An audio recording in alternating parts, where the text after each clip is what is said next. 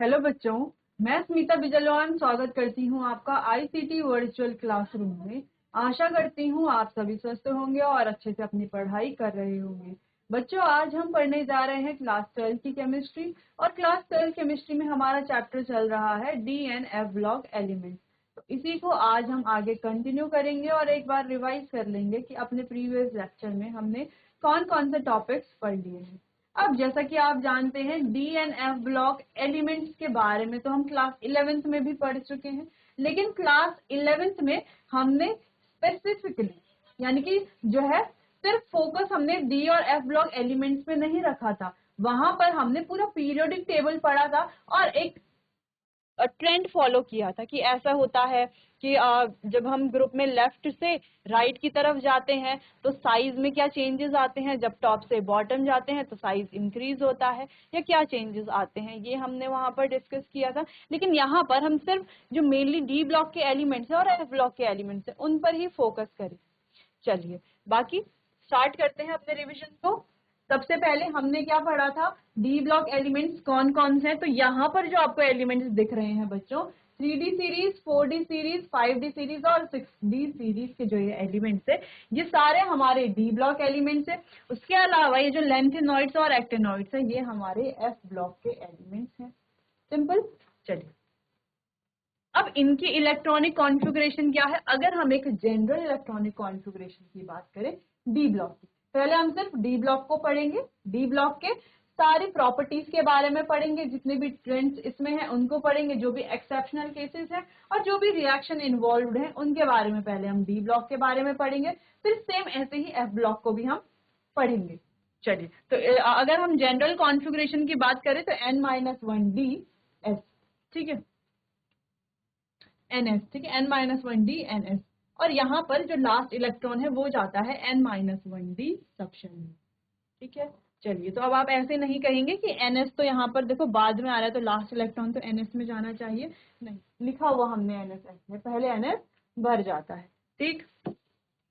आगे D block elements के बारे में कुछ इंपॉर्टेंट बात हमने की थी, आप देख सकते हैं इन प्रॉपर्टीज को हमने डिस्कस किया था।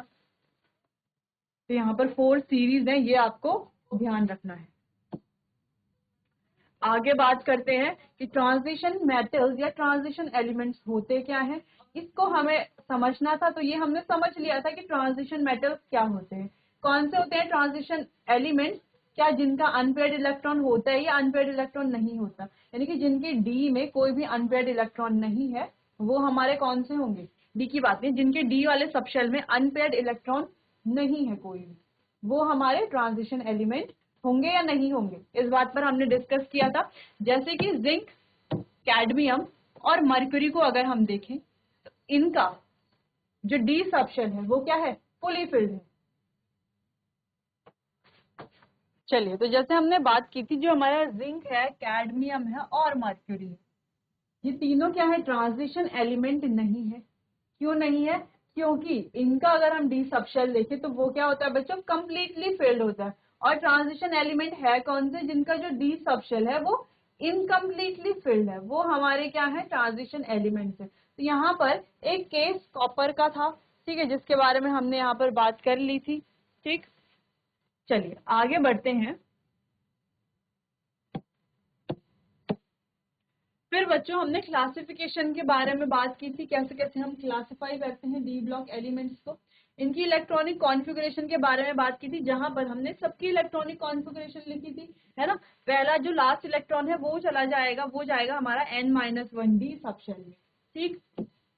चलिए तो यहाँ पर ये कुछ इलेक्ट्रॉनिक कॉन्फ़िगरेशन है और यहाँ पर भी इन इलेक्ट्रॉनिक कॉन्फ़िगरेशन में बच्चों कुछ एक्सेप्शनल केसेस, जैसे यहाँ पर क्रोमियम का और यहाँ पर कॉपर का जो केस है वो एक्सेप्शनल केस, ठीक है। होनी चाहिए थी इलेक्ट्रॉनिक कॉन्फ़िगरेशन 3D4 4s2, लेकिन इलेक्ट्रॉनिक कॉन्फ़िगरेशन होती है 3D5 4s1। ऐसा किस वजह से होता है, क्योंकि अभी देखो, अभी अगर हम देखें तो ये क्या है ना, ये हाफ फिल्ड है ना, ना कंप्लीटली फिल्ड है, कैसा फिल्ड है, पार्शियली फिल्ड है ना। अगर हम यहाँ पर देखें जो स्टेबल वाली कॉन्फ़िगरेशन को देखें तो ये स्टेबल कॉन्फ़िगरेशन कैसी है बच्चों, ये है हाफ फिल्ड। और हम जानते हैं सबसे ज्यादा फुली फिल्ड जो होता है वो सबसे ज्यादा स्टेबल होता है, फिर हाफ फिल्ड स्टेबल होता है, फिर जो हमारा पार्शियली फिल्ड है वो स्टेबल ज्यादा नहीं होता। ठीक, तो यहाँ पर अब ये हाफ फिल्ड हो चुके हैं, तो अब ये पहले वाली कॉन्फ़िगरेशन से ज्यादा स्टेबल है। अगर हम यहाँ पर कॉपर की देखें तो पहली जो कॉन्फ़िगरेशन थी इलेक्ट्रॉनिक कॉन्फ़िगर वो क्या है 3d9 4s2। ठीक है, तो 4s से एक इलेक्ट्रॉन अगर यहाँ जंप कर जाए तो ये क्या हो जाएगा electronic configuration 3d10 4s1। 3d10 4s1 अब ये फुली फिल्ड हो चुका है, डी वाला फुली फिल्ड हो चुका है। ठीक, तो हमने ये वाली जो इसको प्रेफरेंस क्यों दे रहे हैं, ये वाली जो हमारी इलेक्ट्रॉनिक कॉन्फ़िगरेशन है, क्योंकि बच्चों यहाँ पर ये जो डी है ये कैसा हो चुका है, अब फुली फिल्ड हो चुका है, यानी कि ज्यादा स्टेबल हो चुका है। तो हम हमेशा किसको चुनेंगे, जो ज्यादा स्टेबल होगा या जो कम स्टेबल होगा। ऑब्वियसली बात है जो ज्यादा स्टेबल होगा हम हमेशा उसी को ही चूज करेंगे, तो इसीलिए ये हमारी इलेक्ट्रॉनिक कॉन्फ़िगरेशन यहाँ पर हो जाती है। अगर हम जिंक की बात करते हैं तो जिंक की एक स्टेबल इलेक्ट्रॉनिक कॉन्फ़िगरेशन होती है। ठीक, इसीलिए वो ट्रांजिशन एलिमेंट भी नहीं होता।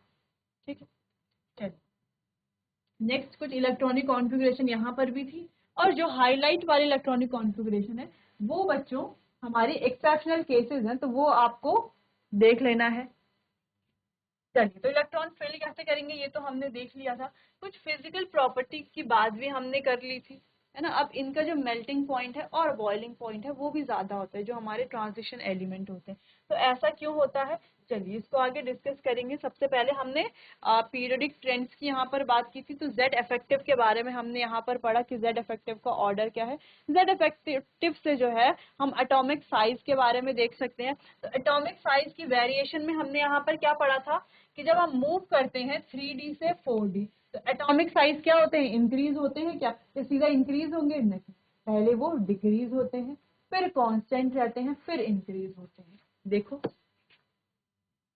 ये था एटॉमिक रेडियस, एटॉमिक साइज का ऑर्डर। ठीक है, जब हम यहाँ से लेफ्ट से राइट की तरफ जाते हैं तो जेड इफेक्टिव बढ़ता है, बिल्कुल बढ़ता है। साइज क्या होता है, कम होता है। जेड इफेक्टिव अगर ज्यादा होगा तो साइज कम होगा, शील्डिंग की वजह से, है ना। जेड इफेक्टिव ज्यादा यानी कि न्यूक्लियस का अट्रैक्शन पावर ज्यादा है, न्यूक्लियस ज्यादा अट्रैक्ट कर पा रहा है तो ज्यादा इलेक्ट्रॉन्स को अट्रैक्ट करेगा, इलेक्ट्रॉन्स न्यूक्लियस की तरफ आएंगे। अगर ऐसा ये साइज था, इलेक्ट्रॉन दूर थे, तो अगर यहाँ पर एक स्ट्रॉन्ग न्यूक्लियस है यानी कि न्यूक्लियस का जो अट्रैक्शन पावर है वो ज्यादा है, तो वो क्या करेगा, इन इलेक्ट्रॉन्स को क्या करेगा बच्चों, अपनी तरफ अट्रैक्ट करेगा, और अट्रैक्ट करने से ये जो एटम है इसका साइज क्या हो जाएगा, छोटा हो जाएगा। ठीक है, तो ये जेड इफेक्टिव इसीलिए डिपेंड करते हैं, जैसे जेड इफेक्टिव बढ़ता है तो साइज कम हो जाता है, और अगर जेड इफेक्टिव कम हो जाता तो शील्डिंग इफेक्ट बढ़ जाता है। ठीक है, यानी कि जेड इफेक्टिव अगर ज्यादा है तो इलेक्ट्रॉन्स, टारगेट इलेक्ट्रॉन और न्यूक्लियस के बीच में जो बीच के इलेक्ट्रॉन्स होते हैं वो क्या करते हैं, एक शील्डिंग इफेक्ट क्रिएट करते हैं।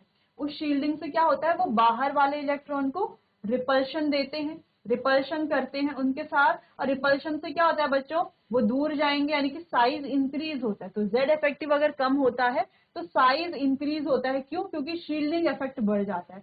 तो जहां पर शील्डिंग इफेक्ट बढ़ेगा वहां पर साइज इंक्रीज होगा, जहां पर शील्डिंग इफेक्ट कम होगा वहां पर साइज डिक्रीज होगा। तो ये कुछ पॉइंट्स है जिनको हमें रिलेट करके पढ़ना था। जैसे कि हमने 3D सीरीज की बात करेंगे, बाकी सीरीज पर भी ऐसे ही अप्लाई होगा ये। तो हमने कहा यहां से लेके यहां तक की जो एलिमेंट्स है इनके बीच में अट्रैक्शन की पावर ज्यादा है। अट्रैक्शन की पावर ज्यादा का मतलब है जेड इफेक्टिव ज्यादा है। जेड इफेक्टिव का मतलब क्या है, actual attraction power of nucleus, यानी कि न्यूक्लियस की जो एक्चुअल अट्रैक्शन पावर है। ठीक, तो हम कह रहे हैं यहां से यहां तक जाने में अट्रैक्शन बढ़ रहा है ना, रिपल्शन से ज्यादा क्या है, अट्रैक्शन है। अट्रैक्शन बढ़ रहा है तो जेड इफेक्टिव बढ़ेगा, शील्डिंग इफेक्ट कम होगा। जेड इफेक्टिव बढ़ेगा तो साइज घटेगा, शील्डिंग इफेक्ट कम होगा तो साइज भी कम होगा। ठीक, तो यहाँ पर ये जो साइज है ये क्या होते हैं बच्चों, कम होते हैं। अब यहाँ पर अगर हम बात करें तो अट्रैक्शन और रिपल्शन क्या होते हैं, लगभग बराबर होते हैं। किस बेसिस पे हम ये कह रहे हैं, हम ये इलेक्ट्रॉन्स की संख्या के आधार पर भी तो कह रहे हैं। यहाँ पर इलेक्ट्रॉन्स देखेंगे हम कितने कम है ना, इलेक्ट्रॉन्स कम है, प्रोटॉन्स भी कम होंगे लेकिन इलेक्ट्रॉन्स भी कम है ना, इलेक्ट्रॉन्स भी कम है तो अट्रैक्शन की पावर ज्यादा होगी। यहाँ पर इलेक्ट्रॉन्स अगर हम देखें लगभग बराबर है, तो इलेक्ट्रॉन्स क्या होगा बच्चों, अट्रैक्शन और रिपल्शन का पावर लगभग बराबर होगा, तो साइज में ना ज्यादा इंक्रीज होगा ना ज्यादा डिक्रीज होगा। तो हम कह सकते हैं कि साइज कैसा रहेगा, लगभग remains constant, almost remains constant.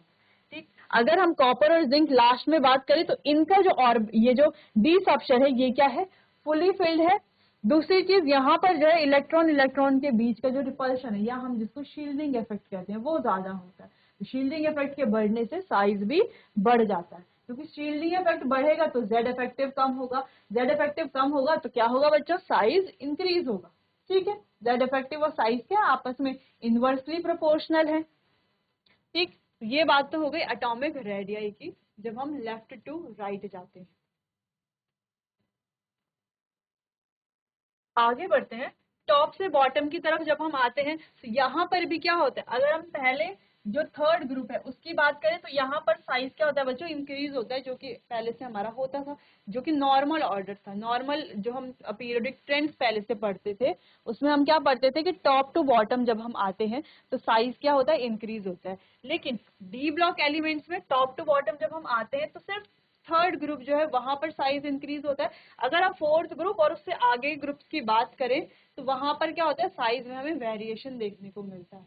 Variation कैसे देखने को मिलता है कि 3D से 4D जाने पर तो साइज क्या हो रहा है, इंक्रीज हो रहा है। क्यों इंक्रीज हो रहा है, क्योंकि नंबर ऑफ सबशेल्स बढ़ रही हैं, बिल्कुल इंक्रीज हो रहा है। लेकिन 4D से 5D जाने पर भी साइज क्या होना चाहिए था, इंक्रीज होना चाहिए था। लेकिन यहाँ पर साइज इंक्रीज नहीं होता, क्योंकि यहाँ पर दो चीजें काम करते हैं, यहाँ हम कहें दो फोर्सेस काम करते हैं। एक हमारा स्क्रीनिंग इफेक्ट भी काम करता है, यानी कि जब हम ऊपर से नीचे आते हैं, पहली चीज जब हम 4D से 5D आते हैं तो नंबर ऑफ शेल्स तो बढ़ेंगे। अब नंबर ऑफ शेल्स बढ़ेंगे तो साइज बढ़ना चाहिए, है ना, साइज बढ़ना चाहिए था। लेकिन हम कह रहे हैं कि 3D और 4D का जो साइज है वो क्या होता है, ऑलमोस्ट रिमेन्स कांस्टेंट, लगभग बराबर होता है 3D 4D और 5D का साइज। तो ऐसा हमने क्यों कहा, क्योंकि ऊपर से नीचे आने पर नंबर ऑफ सबशेल्स बढ़ती है तो साइज बढ़ना चाहिए था। लेकिन ऊपर से नीचे आने पर बच्चों जेड इफेक्टिव भी बढ़ता है, और जेड इफेक्टिव अगर बढ़ता है तो साइज कम होना चाहिए, है ना, जेड इफेक्टिव भी बढ़ता है ऊपर से नीचे आने पर तो साइज भी कम होना चाहिए था। तो यहाँ पर दो इफेक्ट एक साथ काम कर रहे हैं, एक इफेक्ट साइज को इंक्रीज करना चाहता है और एक इफेक्ट जो है वो साइज को डिक्रीज करना चाहता है।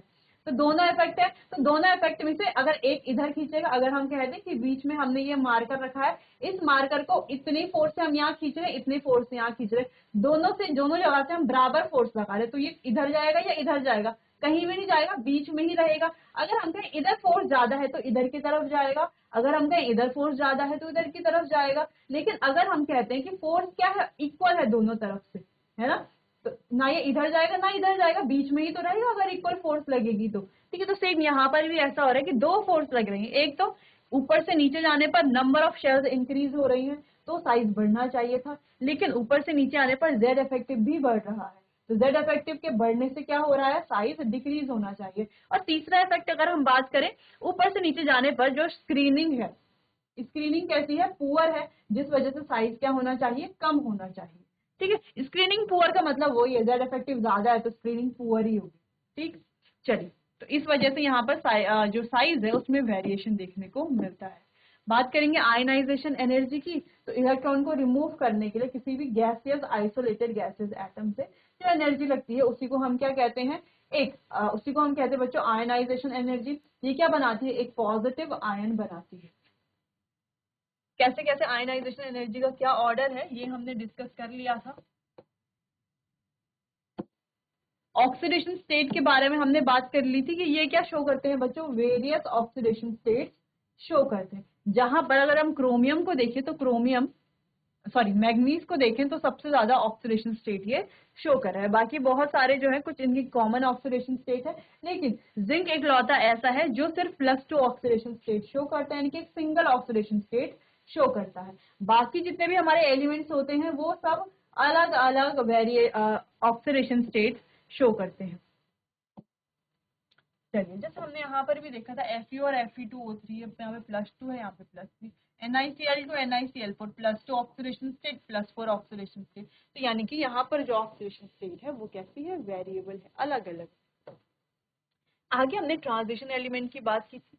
ट्रांजिशन एलिमेंट कौन से होंगे, जिनका जो N-D वाला जो सबशेल है वो कैसा होगा, इनकम्प्लीटली फिल्ड होगा। तो जैसे जिंक की बात करते हैं तो जिंक का तो कम्प्लीटली फिल्ड है, तो जिंक क्या है बच्चों, ट्रांजिशन एलिमेंट नहीं। ठीक, लेकिन अगर कॉपर की बात करें तो इसका भी कंप्लीटली फिल्ड है, इसको भी ट्रांजिशन एलिमेंट नहीं होना चाहिए था, लेकिन कॉपर ट्रांजिशन एलिमेंट है। क्यों है? क्योंकि बच्चों इसका +2 ऑक्सीडेशन स्टेट में incompletely field transition incompletely field D orbital होता है।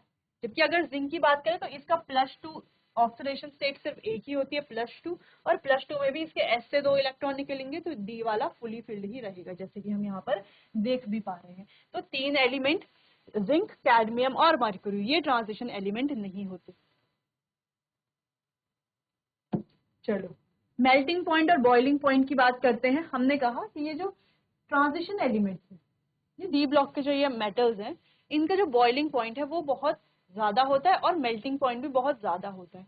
तो मेल्टिंग पॉइंट बॉइलिंग पॉइंट ज्यादा क्यों होता है? या तो इनके बीच की जो इंटरमोलिकुलर फोर्स है वो ज्यादा होगी, तभी तो मेल्टिंग पॉइंट और बॉइलिंग पॉइंट ज्यादा होता है। ठीक, अब दूसरी चीज ये है इनका जो मेल्टिंग पॉइंट है और बॉइलिंग पॉइंट है वो ज्यादा क्यों होता है बच्चों? क्योंकि यहाँ पर n-1 डी के इलेक्ट्रॉन और ns के इलेक्ट्रॉन तो बॉन्डिंग में पार्टिसिपेट करेंगे और n-1 डी के इलेक्ट्रॉन भी बॉन्डिंग में पार्टिसिपेट करते हैं। क्यों करते हैं बॉन्डिंग में पार्टिसिपेट? क्योंकि इनके बीच का जो एनर्जी गैप है,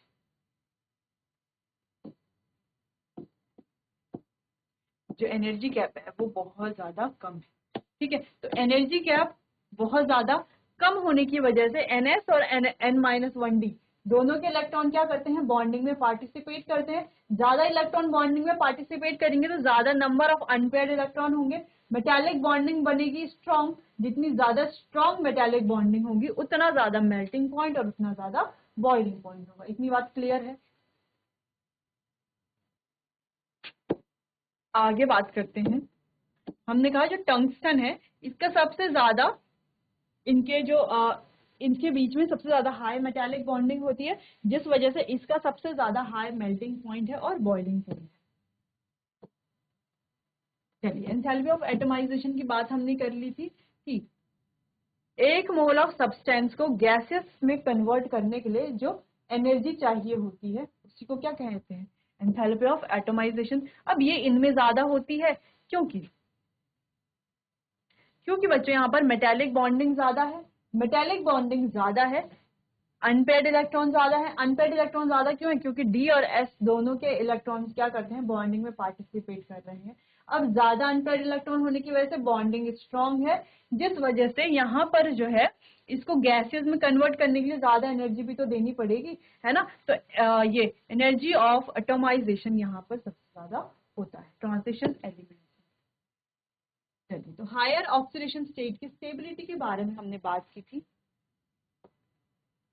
जो oxidation state compound are only found O and F only. देखो जो हायर ऑक्सीडेशन स्टेट वाले एलिमेंट्स जैसे +2 या +3 की बात करें तो ये तो कम ऑक्सीडेशन स्टेट वाले हैं, जैसे +7 +6 ये हमारे क्या है बच्चों? हायर ऑक्सीडेशन स्टेट वाले हैं, है ना? बिल्कुल है। जैसे Mn को देखें अगर हम तो +2 से +7 तक ये वेरिएबल ऑक्सीडेशन स्टेट शो कर रहा है। ठीक है, अगर हम यहाँ पे एग्जांपल देख रहे हैं MnO4 के साथ दे रहा है +7, इसके साथ दे रहा है +7, इसके साथ दे रहा है +4, यानी कि जो भी हायर ऑक्सीडेशन स्टेट वाला है ये हमेशा किसके साथ दे रहा है? या तो ऑक्सीजन के साथ या तो फ्लोरीन के साथ, है ना? ऑक्सीजन और फ्लोरीन के अलावा कोई और दिख रहा है हमें यहाँ पर? एलिमेंट नहीं दिख रहा। यानी कि जो हायर ऑक्सीडेशन स्टेट वाले हैं वो स्टेबिलिटी किसके साथ दे रहे हैं? वो स्टेबल किसके साथ और ये किसके साथ जो है अपना हायर ऑक्सीडेशन स्टेट दे रहे हैं? तो वो दे रहे हैं सिर्फ और सिर्फ ऑक्सीजन या फ्लोरीन के साथ बना रहे हैं, है ना? तो ऑक्सीजन और फ्लोरीन के साथ क्यों बना रहे हैं? क्योंकि ऑक्सीजन और फ्लोरीन क्या है बच्चों? इलेक्ट्रो नेगेटिव है।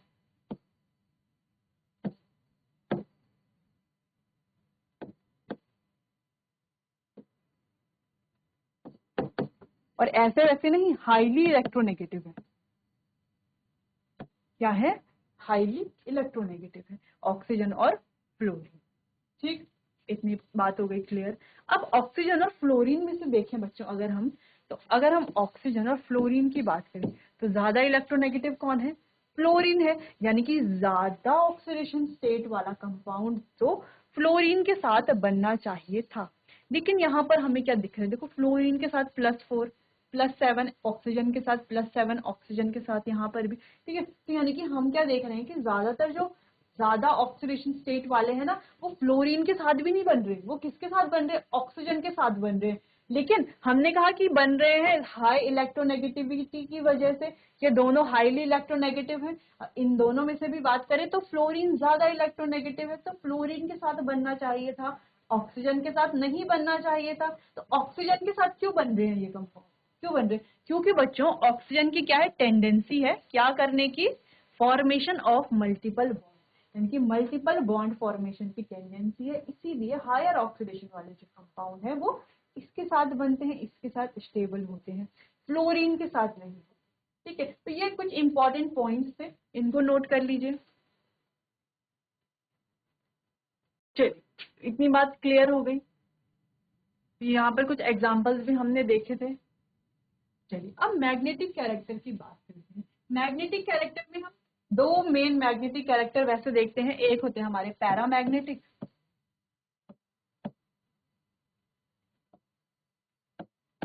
एक होते हैं हमारे डायामैग्नेटिक, और एक और होते हैं बच्चों हमारे ferromagnetic.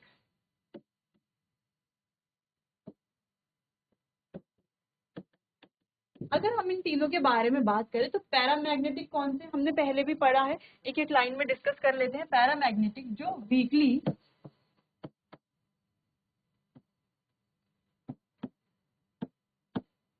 Attracted to magnetic field. यहां पर बात करें डायामैग्नेटिक की तो not attracted to magnetic field.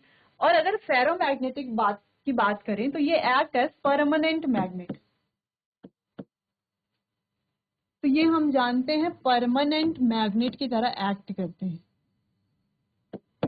ठीक है, ठीक। चलिए, अगर मैग्नेटिक अगर हम अगर हम मैग्नेटिक मोमेंट की बात करें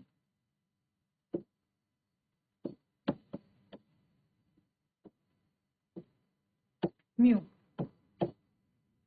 की बात करें तो इसका फॉर्मूला होता है बच्चों रूट n+2 bm। अब ये जो bm है ये क्या है, ये है बोर मैग्नेट्रॉन। ठीक, और n क्या है, n का मतलब है नंबर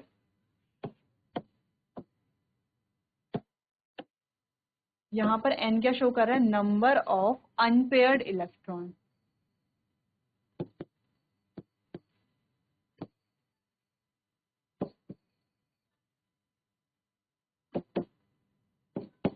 ठीक है, नंबर ऑफ अनपेयर्ड इलेक्ट्रॉन। ठीक, चलिए, तो आपको निकालना है अगर मैग्नेटिक मोमेंट तो आपको सिंपल ये फॉर्मूला लिख लेना है वहां पर।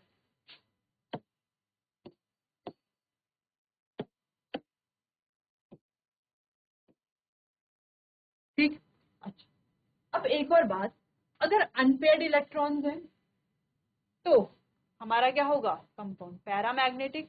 और अगर कोई भी अनपेयर्ड इलेक्ट्रॉन नहीं है तो कैसा होगा, डायामैग्नेटिक। ठीक, इतनी बात क्लियर है। चलिए इतना नोट कीजिए, फिर कुछ कंपाउंड्स को देखते हैं, कुछ एलिमेंट्स को देखते हैं, कौन सा पैरामैग्नेटिक है कौन सा डायामैग्नेटिक है।